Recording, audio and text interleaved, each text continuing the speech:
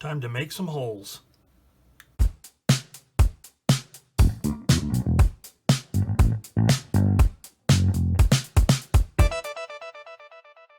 everybody, and welcome back to Plastic Models by Regular Dude, and part one, the intro to the Viewer's Choice kit, the Dragon SdKfz 251/21 AUSD drilling. First things first, I want to say a big thanks to Lloyd Morant, my friend over in Jersey in the Channel Islands, for sending me this kit. Lloyd, thanks a lot. It looks like it's going to be quite a bit of fun. Next, a little bit of backstory on my viewer's choice remark. If you follow my channel, you know that recently I posted a video and a poll asking you, the viewers, to pick the next kit that I was going to build. And it was a toss-up between Tamiya German truck towing an anti-aircraft gun and this here. And this won 52% to 48%. So this was an overwhelming winner, but it was the winner. So enough of that, let's dive into the kit itself, talk a little bit about what this kit is, a little bit of its background, and then we'll take a look at what's in the box. So first up, this is, as I say, Dragon SdKfz 251/21 AUSD drilling. Kit number 6217. And according to Scale Mates, this particular boxing was from 2004 with new parts. Now, in looking at the history of this particular kit, it goes back to 2003 as a new toolkit, and it was the SdKfz 251 AUSD. So whatever differences between the C and D model, that's what this kit entails, as well as the triple gun anti-aircraft mount. So since this is only second in the line of this particular kit, I shouldn't expect too many parts that won't be used. I'll show you in the instructions a little bit later.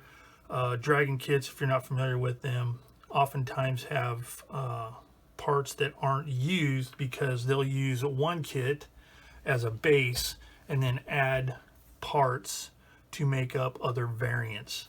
So like the 251 AUSD comes as a base kit, and probably, I would think, almost all of the parts in that particular kit would be used, but then they add probably the parts for the mount and the guns to make this particular version, and so on down the line with different versions. So they start adding more parts, and the next thing you know, you've got quite a few parts that aren't used, but I'll get into that on the instructions. So let's take a look at the box. So this is a top load box. The top comes completely off. Nice typical Dragon painted illustration by this person here that I can't read. Side of the box shows two upper hulls available with different engine hatches. We've got all the decals. Then we have some photo etch for the lower hull. And some information there. Into the box shows the same stuff as the top. Then we have some CAD CAD drawings here of stuff particular to this kit, such as the gun mount, gun shield, the guns themselves, looks like some extensions on the upper hull, and that kind of stuff. Also shows the individual track links, easy track late pattern, pre-cut. So that must mean that I don't have to cut them off of the sprue, which is nice. So that's the box itself. Let's look at the contents. As you can see, everything's all wrapped in plastic. Two sprues and the lower hull in that bag. So all these parts being bagged up, it's kind of nice. If anything breaks loose during transit, then you don't have to worry about the parts getting lost. We'll take a look at the sprues in a minute. Then we have the instructions, decals, photo etch, and the tracks. All right, let's take a look at the instructions first. As I was commenting on earlier, whenever you have a kit that starts off as one kit and then has parts added later for different versions of the same basic vehicle, you will end up with parts that aren't used. And those are denoted here in blue. So anything that's in blue won't be used in this kit. So not that big a deal, just something to be aware of. Then we have the inside of the instructions. You have the typical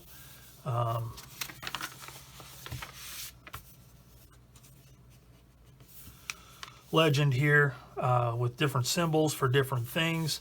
I'll talk about those as I go through assembly. Then we have the colors, and Dragon uses GSI Krios Corporation colors and Model Masters. So we have GSI Krios Aqueous Hobby Color and then GSI Krios Mr. Color. One is an alcohol-based paint, the other is a lacquer-based. And then we have Model Master Color.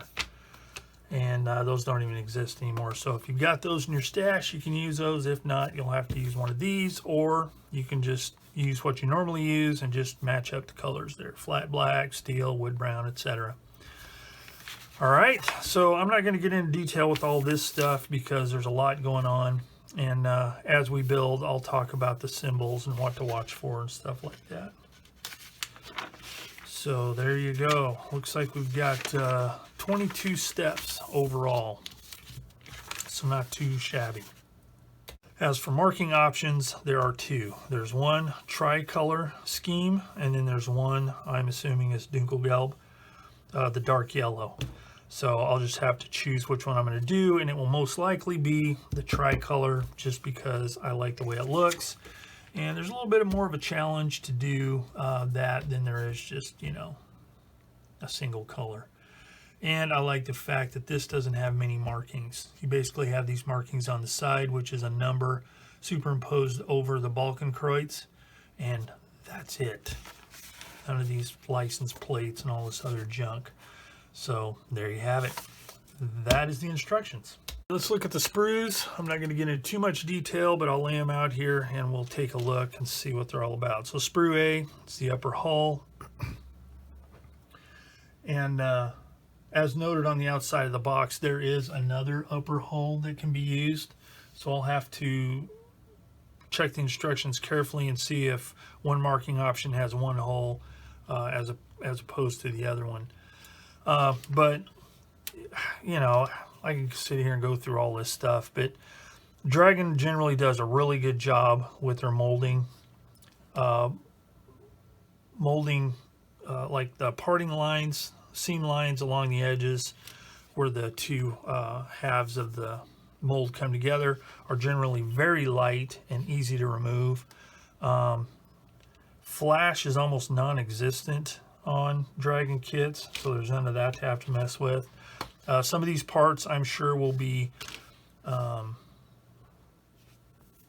will be an option to use photo etch, but you know, again, we'll get to that when we get to it. But the parts just look really good. But these parts here got some upper hull parts, and the floor, fenders, engine cover, and various small parts, some tools, submachine guns, MP40s. Yeah, so there you go. That's sprue A. Sprue B, the side of the upper hull, the visor in front of where the driver and passenger would be. Firewall with the instrument panel. More parts. I'm thinking this one here would not be used on this kit because it's you know, an anti-aircraft vehicle. Benches for the back. Again, some of these parts aren't going to be used. There's a nice MG42 here. Just various bits to go inside of the hull. Sprue B. Sprue C, we got some engine parts, steering wheel, a couple of MG34s. Those are nice to have even if they aren't used because they can be tossed in the spares box. if you build another kit that has MG34s or 42s or whatever, they don't look quite as good. You could use these that look fairly nice. Be good for using for dioramas, all that kind of stuff. But again, more just small parts. Small bits, as they say. Sprue C. Sprue D, there are two of these. This looks like the inside of the cockpit, driver's compartment. More small, but these are suspension parts here. Some rifles, KAR 98s. The seats, like the spring detail in the back. Some jerry cans. To those, Sprue D, Sprues E. We've got the tracks, which I don't need to use because, as the box mentions, there are some that come with it that are already pre-cut and cleaned. We've got the road wheels, drive sprockets, the front steering wheels, and looks like maybe ammo cans. We'll see once we get to the instructions, or once we start building. But there are two of this Sprue E. Sprue F, more parts. Parts is parts. Lots of small parts. Looks like a gun trunnion maybe. We'll see. Seat, antenna. Some other very tiny parts. Sprue F. Sprue G, there are two of these. We got some ammo belts. The receivers for the main guns. More small parts. I think these are the ammo feed cans. I think they sit around the pedestal or the gun mounts, and the ammunition feeds up into the guns. So that's just going off the instructions. I could be wrong, but I think that's what it is. So it looks like a lot of the gun parts here. There's two of these Sprue G. Sprue lot. I don't know what this is. There is no sprue number on this one, but this is a repeat of some of the other parts, which were on Sprue. Yeah, this looks like a duplicate of the lower part of Sprue B. So here is Sprue B here, and as you can see, yeah, that's a duplicate of that. There's the MG42, all the seats, seat backs, stuff like that. So I'm not sure if any or all of that is going to be used, but there's that. That is Sprue bottom of B, all by itself. Then we have Sprue L, which is the other upper hull, and I'm not sure what the difference is between them. I'll have to look a little bit closer later. We even have a figure here, or at least part of a figure. Okay, that's weird. So we have two lower, wow, we have lower half of two figures, or a lower, so either we have a seated figure or standing figure with arms, but there's no torso, there's no head. So yeah, that's kind of weird. Interesting. So anyway, there's some body parts, and then we have the I'm thinking this is more of the gun mount parts. Another engine cover there. So yeah, that's what we got. Now I can see some differences right here. I'll get into them later, but there are some differences with these hinges. Like, it looks like this part opens on this one. It doesn't on the other, or it's supposed to simulate, you know, something that opens. So anyway, yeah, that is Sprue L. We have this little thing here, which is some seats and seat backs, and some kind of a travel lock, gun lock maybe, don't know. Another little part there. That is T. And we have the mangled gun shield here. So this is rather disturbing. And gonna have to repair that. That got caved in somehow. Kind of tore on this side here as well.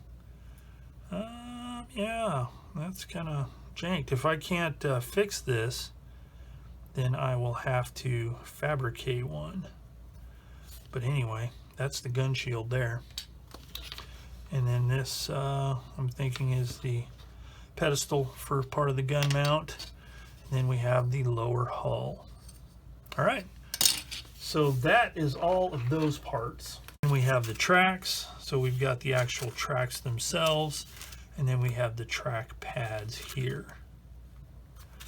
We've got those. Then we have the decals, of which I'm not going to be using very many of, but it does come with the gauges, so those will be nice.